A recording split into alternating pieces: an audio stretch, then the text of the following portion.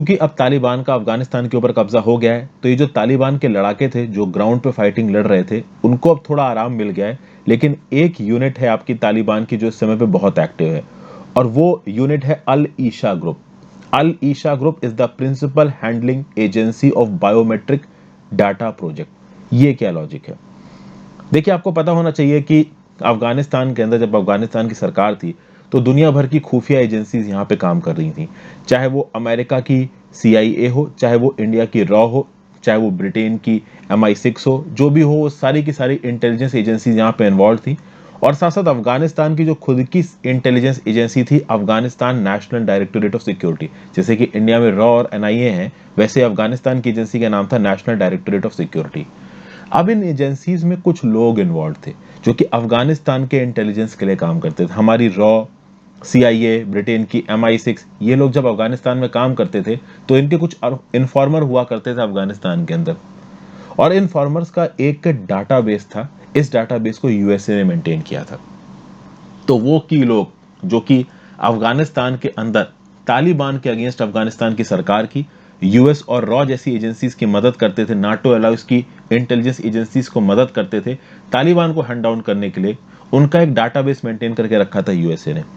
उसके साथ साथ जितने भी प्रकार के लोग USA फोर्सेस ने हायर कर रखे थे, जैसे इंटरप्रेटर्स, अफगान भाषा से अंग्रेजी में इंटरप्रेट करना, ड्राइवर्स, नर्सेस, सेक्रेटरी, इन सब का एक बायोमेट्रिक डाटाबेस बना कर रख रखा था किसने? US फोर्सेस ने। वो बायोमेट्रिक डाटा कहां पे स्टोर्ड था?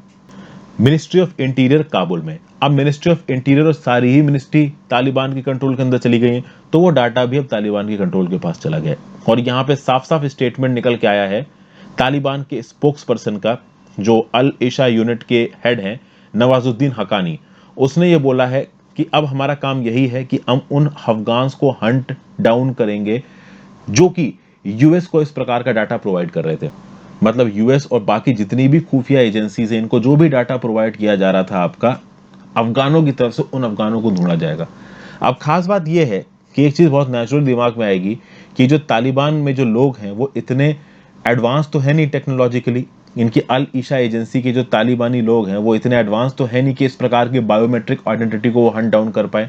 तो इसमें उनकी मदद कर रहा है पाकिस्तान। पाकिस्तान इंटेलिजेंस के कुछ ऑफिसर्स, प्रोबेबली ISI के होंगे, वो ग्राउंड लेवल पे इस समय पे तालिबान के साथ काम कर रहे हैं इस प्रकार के बायोमेट्रिक डाटा को डेसिफर करने के लिए।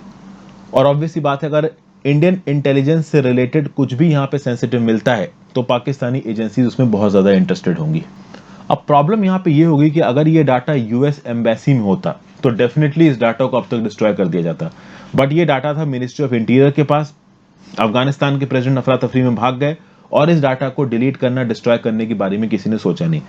जब US के डिप्लोमैट्स ने अपनी एम्बेसी को छोड़ा होगा तो जितने भी सेंसिटिव डॉक्यूमेंट्स और डाटा होंगे वो उन्होंने जला दिए होंगे, डिस्ट्रॉय कर दिए होंगे। बट ये पर्टिकुलर डाटा जो कि सीधे सीधे US पर्सनल से डील नहीं करता था, उन अफगान से डील करता था जिनके खिलाफ तालिबान बदला ले सकता है, वो US एम्बेसी में नहीं था। US एम्बेसी में होता डेफिनेटली डिस्ट्रॉय हो जाता।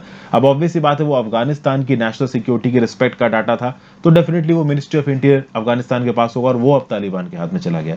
तो this is one more foreign policy blunder, और इस ब्लंडर की सजा वो लोग भुगतेंगे जो इस समय पे अफगानिस्तान के अंदर है। देखिए, इंडियन रॉ एजेंसीज, ब्रिटेन की इंटेलिजेंस, अमेरिका की CIA, इनके बहुत से एसेट्स होंगे। तालिबान को इस बात का डर होगा कि अगर ये एसेट्स अभी भी अफगानिस्तान के अंदर एक्टिव हैं तो ये इंडियन एजेंसीज और CIA को इंफॉर्मेशन प्रोवाइड कर सकते हैं, तो वो उनको न्यूट्रलाइज करना चाहते होंगे। प्लस उन्होंने ये, उनका तो ट्रेडिशनल स्टांस ही इन लोगों के अगेंस्ट है जो कि US और बाकी फोर्सेस की मदद कर रहे थे। तो वो अफगान अपनी जिंदगी के लिए भाग रहे होंगे। अब उसमें से कुछ जो बड़े इंपॉर्टेंट लोग रहे होंगे उनको तो US ने और इंडिया ने एक्सट्रैक्ट कर लिया होगा। जितने भी अफगान्स आए हैं आपके इंडिया के अंदर, मोस्ट प्रॉब्लली उसमें से बहुत सारे ऐसे लोग होंगे जिनकी भारत सरकार ने मदद की होगी निकलने के लिए, जो कि उन लोगों ने, जब भारत सरकार की एजेंसी रॉ वहां पे काम कर रही होगी अफगान गवर्नमेंट के साथ, तब एजेंसीज की मदद की होंगी। तो ऐसे बहुत से लोगों को डेफिनेटली यहाँ पे एक्सट्रैक्ट किया होगा, और अगर ऐसे बहुत से लोग वहां पे छूट भी गए होंगे। तो अब सुनने में जा रहा है कि जो तालिबान की फोर्सेज हैं गांव में जा जाके इन बायोमेट्रिक सेंसर्स के थ्रू स्कैन करके आइडेंटिटी को वेरीफाई करने की कोशिश कर रही हैं। इस यूएस डाटाबेस में फिंगरप्रिंट्स, आइरिस स्कैन, ये सब चीजें हैं। तो ऑब्वियस सी बात है कि वो लोग जो सच में US के लिए, देखिए क्या होता है कि जो भी यूएस की एम्बेसी थी, अफगानिस्तान की सरकार थी, जब उसमें एंट्री मारते होंगे, किसी भी गेट से एंट्री मार दी है, तो आपका आइरिस स्कैन, आपका फिंगरप्रिंट, ये सब चीजें लगती होंगी। और इन सब चीजों को जमा किसने किया था? यूएस ने जमा किया था। तो जिन मशीन्स को यूज करके जमा किया था, वो मशीन भी छोड़ दी वहां पे, पूरा का पूरा डाटाबेस भी वहां पे छोड़ दिया। और सिर्फ ऐसा नहीं है कि वही एसेट्स जिन्होंने यूएस की डिफेंस एजेंसीज की मदद की वही है, जो भी यूएस के लिए काम कर रहा था, ड्राइवर्स वगैरह, उनके सबके डाटा भी वहीं पे है।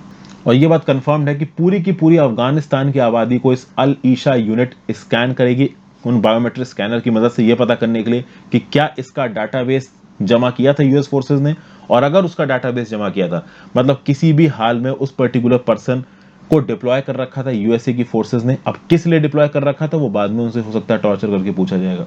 तो क्या है क्या नहीं वो आगे आने में पता चलेगा। But this is one more foreign policy blunder by USA, और जो अफगानिस्तान की सरकार थी उससे तो यहाँ पे ब्लंडर हुई है। छोटी सी न्यूज थी, आई होप आपको पसंद आई हो। वीडियो को ज्यादा से ज्यादा लोगों के साथ शेयर करिएगा। चैनल को अब तक सब्सक्राइब नहीं किया तो कर लीजिए, और अगर काम पसंद आ रहा है तो आप ज्वाइन बटन दबा के हेल्प भी कर सकते हैं। Have a great day friends, goodbye, take care.